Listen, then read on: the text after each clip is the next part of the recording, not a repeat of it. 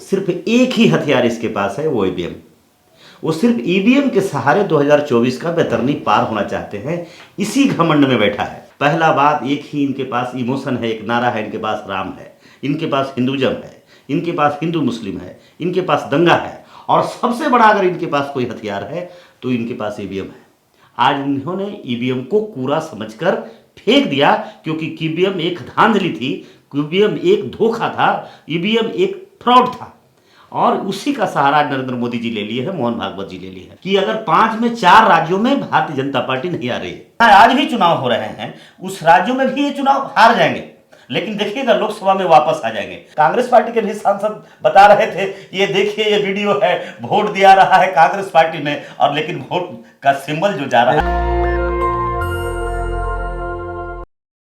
5 राज्यों का चुनाव है, 3 राज्यों में वोटिंग खत्म हो चुकी है, मध्य प्रदेश, मिजोरम और छत्तीसगढ़। राजस्थान और तेलंगाना 2 ऐसे राज्य हैं, लेकिन सवाल कई हैं। सोचिए, एक दौर था जब संविधान लागू हुआ, जब पहले वोटिंग के अधिकार सबको नहीं थे, बाबा साहब ने सबको वोटिंग का अधिकार दिया। उसके बाद SC/ST के रिजर्व सीट पर लोग अपने नौकरों को जिताते थे। उसके बाद का दौर आया जब वोट ही नहीं गिराने दिया गया, बूथ लूट लिया जाता था।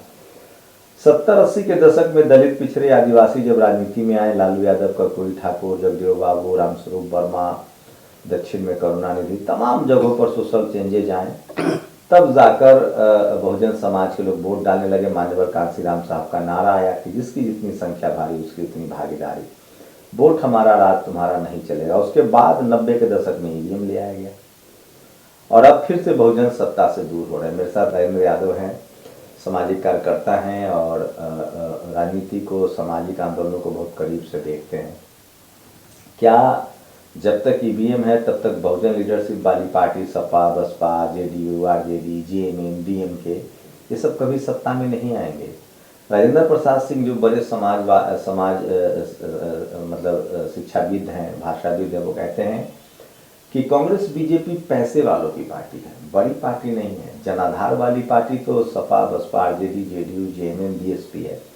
क्योंकि बिहार की जाति जनगणना को अगर मॉडल माने तो सोचिए कि इस तरह से 10% आबादी सवर्ण समाज की है, जिनकी पार्टी कांग्रेस बीजेपी, और 90% बहुजनों की आबादी है।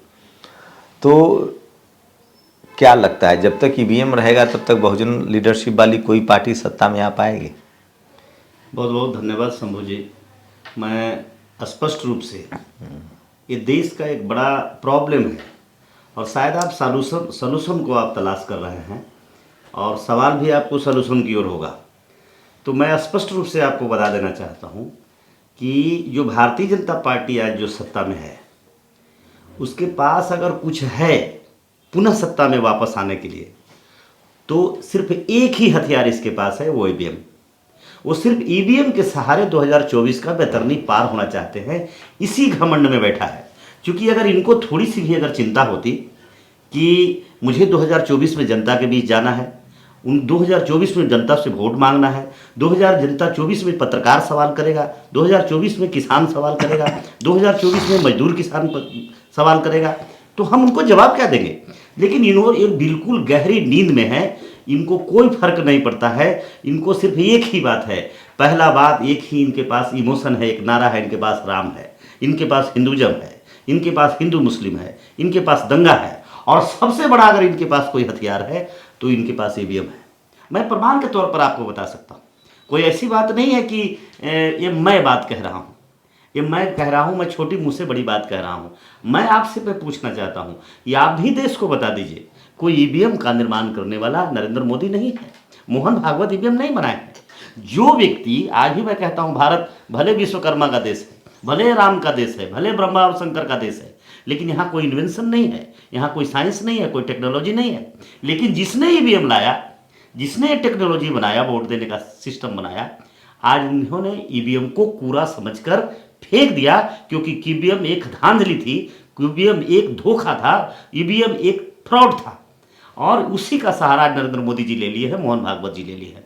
100% मैं दावे के साथ आपको कहना चाहूँगा कि 2024 में, और ये 5 राज्यों का भी चुनाव है, जिसके पहले भी आपने जिक्र करने का काम किया, आपने कहा कि 5 राज्यों का चुनाव है। मैं दावे के साथ कह रहा हूं कि अगर 5 में 4 राज्यों में भारतीय जनता पार्टी नहीं आ रही है, इसलिए कि भारतीय जनता पार्टी को कोई फर्क नहीं पड़ता राज्यों में चुनाव होने से। उनको प्रदेश की सत्ता देना चाहते हैं, जिस तरह से एसी एसटी ओबीसी को ये मुख्यमंत्री बनाते हैं, नरेंद्र मोदी को ही प्रधानमंत्री बनाते हैं। लेकिन आज भी सत्ता की चाबी किनके पास है? आइडियोलॉजी जो चला रहे हैं देश में, हिंदुज्म की आइडियोलॉजी है, धर्म आधारित जो आइडियोलॉजी देश में चल रहा है, वो कौन तय कर रहा है? ब्राह्मण महासभा तय कर रहा है, मोहन भागवत तय कर रहे हैं।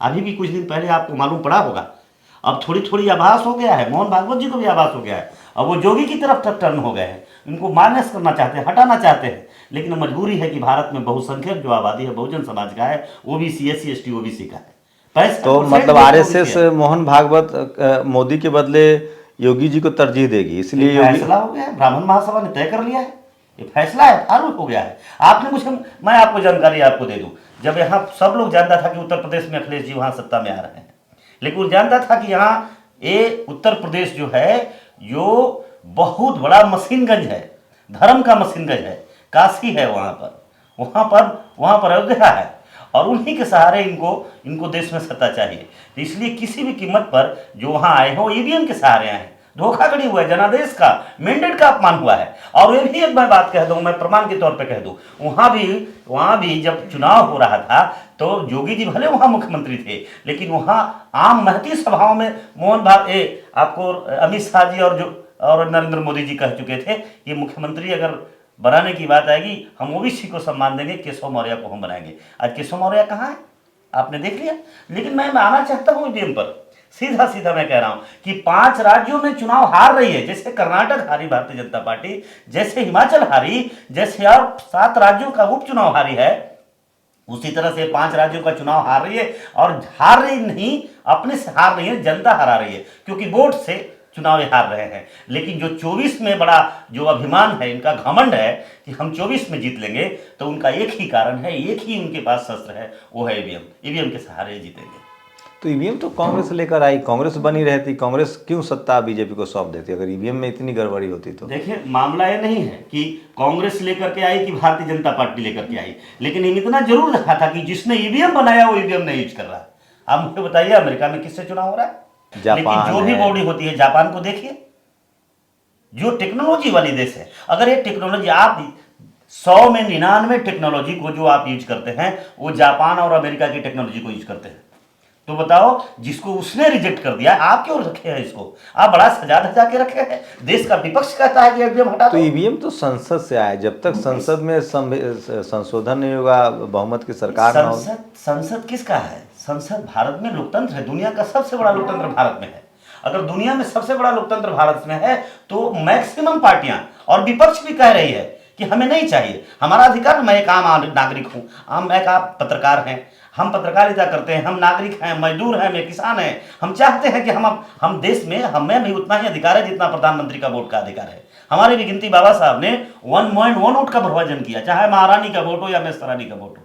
तो मैं चाहता हूं मैं ईवीएम से वोट नहीं दूं, हम जान रहे हैं हमारा वोट का चीटिंग हो रहा है, और जिसका टेस्ट हो गया, एक नहीं हजार आप लोग महारानी और मेहतरानी का एग्जाम्पल क्यों देते हैं हमेशा? इसलिए हम प्रमाण देते हैं कि भारत में जब लोकतंत्र का स्थापना हुआ और संविधान में जब संविधान सभा की मीटिंग में बाबा साहब बैठे थे तो बाबा साहब को अपमानित किया जा रहा था, और उन्हें कहा था जूता सीने वाला का वोट और पैखाना साफ करने वाला का वोट और आईएएस और कलेक्टर का वोट, क्या दोनों का गिनती बराबर होगी? तो बाबा साहब ने कहा कि मैं छोड़ दूंगा इस मीटिंग को, मैं नहीं काम करूंगा इस संविधान पर, लेकिन इस देश में संविधान में अगर समानता नहीं होगी, इक्वलिटी नहीं होगा, सोशल जस्टिस नहीं होगा, फर्टिलिटी नहीं होगा, तो मैं इस संविधान में अपनी भागीदारी नहीं दूंगा। तो आज मैं कह रहा हूं, मैं धन्यवाद देना चाहता हूं, मैं बिल्कुल आज बाबा साहब को मैं इमोशनल हो रहा हूं कि काश अगर बाबा साहब नहीं होते तो आज हमारे जैसे व्यक्ति को भी नेशनल दस्तक जैसे चैनल पर खड़ा होकर बोलने का अधिकार नहीं मिलता, मुझे भी सर कलम कर दिया जाता।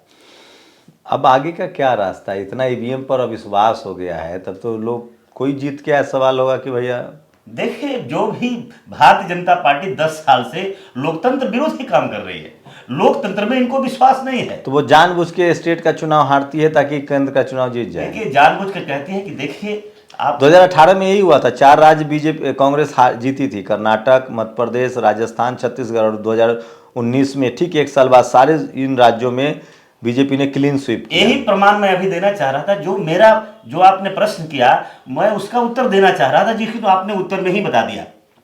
पिछले बार भी लोगों को लगा था कि भारतीय जनता पार्टी अपना जनाधार खो रही है। इसी तरह से अगर चुनाव हो गए, आप बताओ, इन जहां आज भी चुनाव हो रहे हैं उस राज्यों में भी ये चुनाव हार जाएंगे, लेकिन देखिएगा लोकसभा में वापस आ जाएंगे। लेकिन मैं कह रहा हूं कि नहीं रोक पाएगी इनकी पुलिस।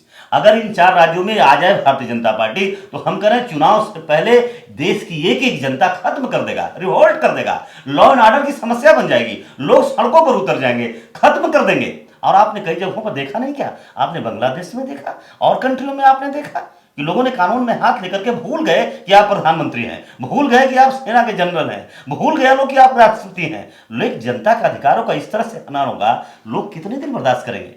बर्दाश्त नहीं करने वाले हैं। इसलिए जान रही है भारतीय जनता पार्टी, और मोहन भागवत भी जान रहे हैं, आरएसएस भी जान रही है कि अगर हम इशारा कर दिया, लोग को अगर आभास करा दिया आम जनमानस को कि हम बेईमानी कर रहे हैं, चीटीएम से चीट कर रहे हैं, तो जनता रिवोल्ट करके ये कुर्सी पर हमें बैठने तो क्या अगर मान बाहर कर देगी, निकाल देगी। कांग्रेस विपक्षी दल अब सत्ता में अगर आ जाए अगली बार, तो वो ईवीएम हटा देंगे? तो वो आप, ये मैं नहीं कह रहा हूं, ये तो राहुल जी के मुंह से भी आपने सुना होगा, ये आप खड़गे जी के मुंह से भी आपने सुना होगा, पार्लियामेंट में उनके भाषण को भी कांग्रेस पार्टी को सुना होगा कि ईवीएम के कारण हो रहे हैं। और बताया जा रहा था, माननीय सांसद, कांग्रेस पार्टी के भी सांसद बता रहे थे, ये देखिए ये वीडियो है, वोट दिया रहा है कांग्रेस पार्टी में, और लेकिन वोट का सिंबल जो जा रहा है, तो सवाल है कि कांग्रेस तो खुद गठबंधन के पक्ष में नहीं है, वो तो इंडिया गठबंधन से अलग हो रही है, नीतीश कुमार या लालू यादव। ये सब भ्रम फैलाने वाली बात है। ये जो कुछ भी बात है तो गोदी मीडिया का भाषा है।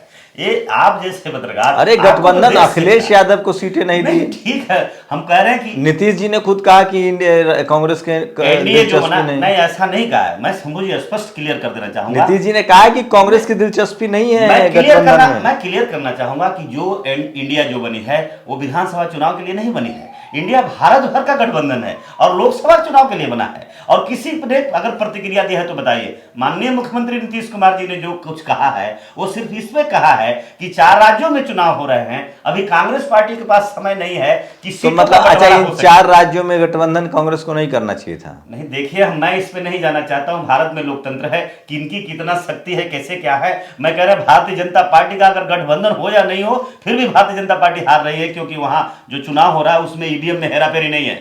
मैं दावे के साथ में कह रहा हूं। और चुनाव के जब बीजेपी को गड़बड़ी ही करनी है तो लोग विधानसभा की मुख्यमंत्री क्यों नहीं 4 राज्यों में बना लेगी? इसलिए नहीं चाह रहा है, मुख्यमंत्री के हाथ में सब नहीं है। ये भारत के प्रधानमंत्री और भारत का पीएमओ कार्यालय तय करता है, और वो जानता है कि जनता आंदोलित हो जाएगी, जनता सड़कों पर उतर जाएगी। आपने देखा होगा किसान आंदोलन में, जब इनके पास तो इतनी सारी शक्ति थी और चंद किसानों ने आकर के पार्लियामेंट पर झंडा फहराने का छीन लिया, प्रधानमंत्री को चैलेंज कर दिया, रौंद दिया।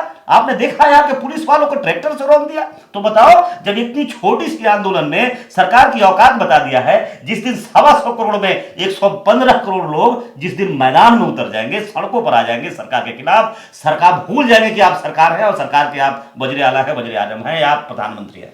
तो आप लोग अपनी प्रतिक्रिया जरूर दीजिए। ईवीएम पर फिलहाल जो खासकर इस देश की जो बहुसंख्यक आबादी है, जिसको हम बहुजन कहते हैं, उनको लगता है कि पहले बूथ लूटा जाता था, पहले उससे पहले नौकरों को लड़ाया जाता था, और जब बहुजनों के जब लोग राजनीति में आने लगे, जब बहुजन समाज के दल बनने लगे, Sapa Baspa RJD JDU JMM, तो अब ईवीएम से उनको सत्ता से बेदखल किया रहा है। ईवीएम की विश्वसनीयता अपने आप में संदिग्ध है। आपकी क्या प्रतिक्रिया है पूरी बातचीत पर? अपनी प्रतिक्रिया जरूर दीजिए। शुक्रिया हमसे बातचीत करने के लिए। नेशनल दस्तक की आपसे गुजारिश है कि अगर इसको बचाना चाहते हैं तो नेशनल दस्तक को सब्सक्राइब करने के लिए रेड कलर के सब्सक्राइब बटन को दबाएं, फिर बेल आइकन की घंटी दबाएं। नेशनल दस्तक को बचाने के लिए बहुत जरूरी है कि हर खबर को शेयर करें, लाइक करें, कमेंट जरूर करें।